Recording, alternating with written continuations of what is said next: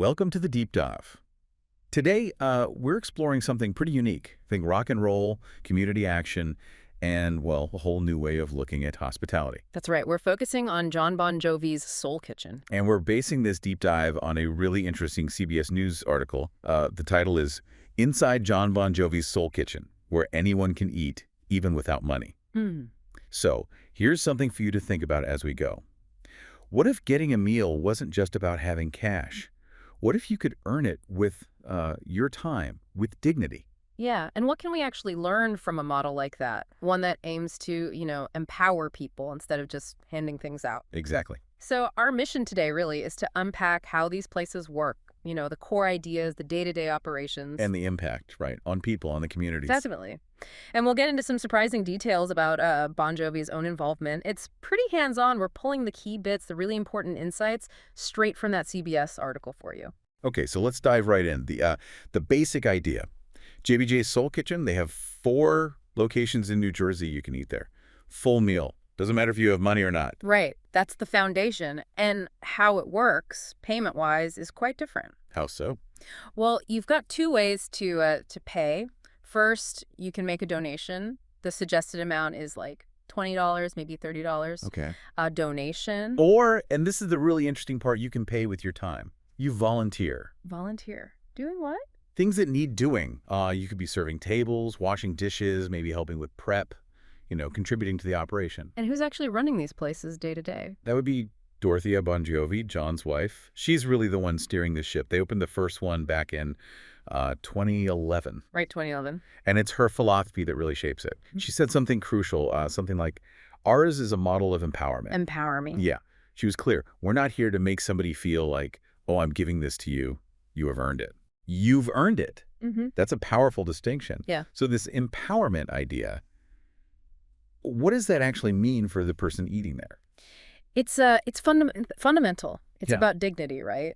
It recognizes that, real support often starts by valuing what someone can do, their contribution. Instead of just what they lack. Exactly. It changes the whole dynamic. It's not just a handout. It's an exchange. Your time, your effort that becomes valuable, it's currency.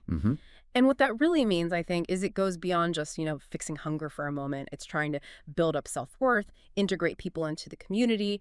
That can have huge ripple effects, long term. That makes sense. It sounds like it's much more than just a restaurant then. What else do they do? You mentioned community impact. Yeah, absolutely. What's really insightful is that hospitality here means more than just food. It's kind of a hub. Right. They try to tackle some of the root causes. Staff members, like there's a hostess mentioned, Nicole Doherty, they provide real community outreach. Like what kind of outreach? Helping people find housing, connecting them to mental health care, even helping someone get a state ID. Wow, a state ID. That can be a huge barrier for people, right? Massive one, yeah. Especially if you're experiencing homelessness or, deep poverty. So it's really practical, systemic help. Is that tied into the empowerment thing too? Oh, completely. And Nicole Doherty, the hostess I mentioned, she brings something unique. She actually experienced homelessness herself back in 2017. Okay. So she says something like, because of her lived experience, she can kind of inherently know some of the barriers somebody might be up against. That personal insight must be invaluable. Totally. It means the support isn't just theoretical. It's grounded in real understanding. It's not just about one meal. It's about, chipping away at all those things that keep people stuck. And connecting them to services right there in the kitchen environment. Yeah. It's trying to offer a pathway to stability, sticking to that dignity first idea. And that commitment to dignity, it seems to extend to privacy too. The article mentions the Bon Jovis are careful about that. Very careful. Dorothea was asked if they interview the volunteers, the people eating there, in exchange for work.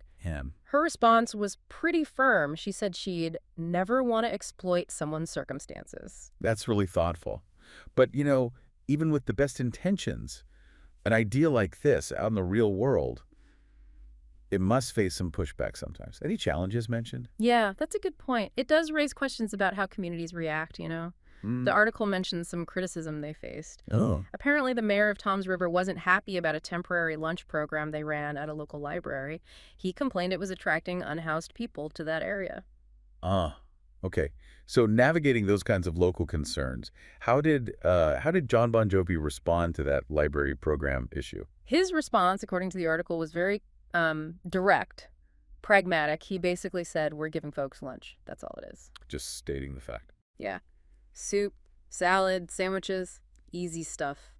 Just focusing on the core mission, feeding people. Okay.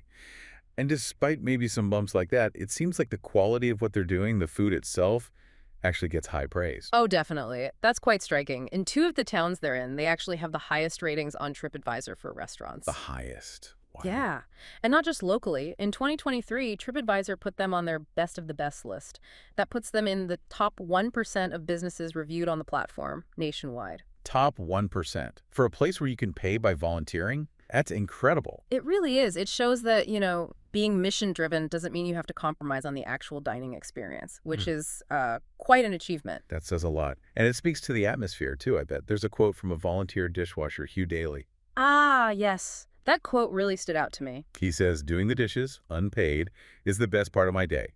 He says, I walk in, and there's a big stack of dirty pots and pans, and I'm happy. Isn't that something? It just captures this, positive energy, finding real joy in giving back and being part of it. It really does. Yeah. Which makes you wonder about the owners, the celebrities. How involved are they really? Is Jon Bon Jovi just a name on the door, or? No, it seems genuinely hands-on. There's a classically trained chef quoted, Emily Yassi. Okay, what does she say? She said she literally saw Jon Bon Jovi on her security camera, her Ring camera, just out there weeding and sweeping the walkway. Weeding and sweeping. Yeah. Seriously. Yeah. And she added, they do it all behind the scenes, too. So it's not just for show. It suggests, a real deep commitment beyond just writing checks. Huh. Okay, so if he's that involved, weeding the garden, what do you think is his personal why? What's driving him to do this? Well, if you look at his whole career, decades of touring the world, the article suggests these restaurants are like a homecoming for him. A homecoming? Yeah. They asked him which of his songs best describes the Soul Kitchen, his tick. Who says you can't go home? That makes perfect sense. It really does. And his quote kind of sums it up. He said, I've been everywhere there is to be, and all you wanted us to do is come back to where you're from and be a part of that. Wow. So it's about connection, roots, Right. giving back to his own community. Seems like it. That sense of place, of belonging. So bringing this all together, Yeah. this deep dive into the JBJ Soul Kitchen, it really paints a picture of something special, doesn't it? It's this mix of good food, real community support, and this very unique idea about earning your meal with dignity. Exactly. It's not just about the food, though the food is clearly good. Right. It's about empowerment, building community. Yeah. And the core takeaway for you listening, I think, is how powerful creative solutions can be, especially when they're driven by, a real understanding of what people need, not just materially, but emotionally. That need for dignity. Turning a simple thing like getting lunch into something potentially profound. Precisely. It shows how you can shift from that old charity model towards something based on, mutual respect and recognizing the value everyone brings. It feels more sustainable, more impactful, maybe. Which leaves us with a final thought to maybe chew on. We face so many complex social problems, right? Mm-hmm. So where else could this idea work? Shifting from just charity to this model of empowerment, what if we started valuing people's time and contributions, not just their money, in how we tackle challenges in our own communities? How might that change things? That's the big question, isn't it? Something to think about.